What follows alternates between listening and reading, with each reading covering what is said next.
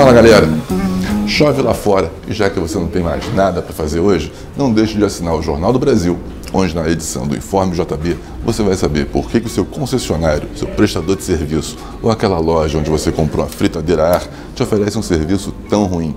Além disso, saiba que tem muito mais conteúdo no vestido que a Duquesa de Cambridge usou ontem no casamento real. Tudo isso e muito mais domingo no seu Jornal do Brasil.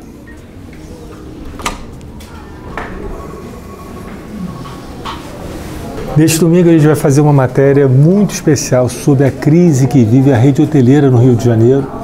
Segundo dados da Associação Brasileira da Indústria Hoteleira, a taxa de ocupação no Rio está girando em torno de 42% a 43%, mas a gente está mostrando que esses dados, na verdade, podem encobrir uma situação bem pior na cidade. Outro tema muito importante na nossa edição de amanhã é uma entrevista com um vereador lá de Niterói falando sobre a invasão da milícia na cidade, trazendo graves denúncias, né? Ele está sendo ameaçado de morte e ele está mostrando para a gente como é que a milícia está atuando lá na cidade, na terra de Araribóia. Neste domingo, na editoria de esporte do Jornal do Brasil, teremos a cobertura completa do clássico Vasco e Flamengo no Maracanã pela 6ª rodada do Campeonato Brasileiro. Teremos também a apresentação do jogo entre Botafogo e América Mineiro em Belo Horizonte.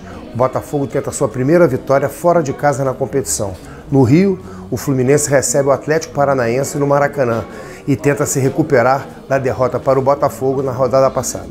A edição desse domingo do JB traz uma matéria de serviço para os investidores de terceira idade aqui no Brasil. A gente já tem um contingente de mais de 30 milhões de idosos que, para garantir uma renda tranquila no final da vida, tem que atuar com muito cuidado no mundo dos investimentos. A renda fixa, que antigamente garantia uma boa rentabilidade para os investimentos, hoje em dia está cada vez mais restrita por causa da queda dos juros e da redução dos ganhos que você tinha.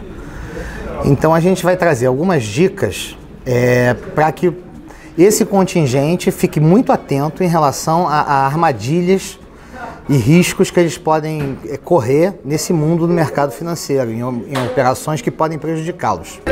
Neste domingo, o Jornal do Brasil publica uma entrevista exclusiva com o presidente da Câmara dos Deputados, Rodrigo Maia, presidenciável do DEM, que garante que vai até o fim na corrida presidencial, apesar dos baixos índices nas últimas pesquisas.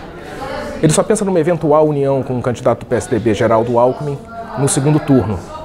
E no momento faz até sentido isso, porque os índices do candidato Geraldo Alckmin não são lá tão maiores do que os de Rodrigo Maia. Na coluna Coisas da Política, neste domingo no JB, eu vou falar de Jair Bolsonaro, o candidato de extrema-direita que segue firme em segundo lugar nas pesquisas para presidente da República e passa para o primeiro quando o nome do ex-presidente Lula é retirado da cartela.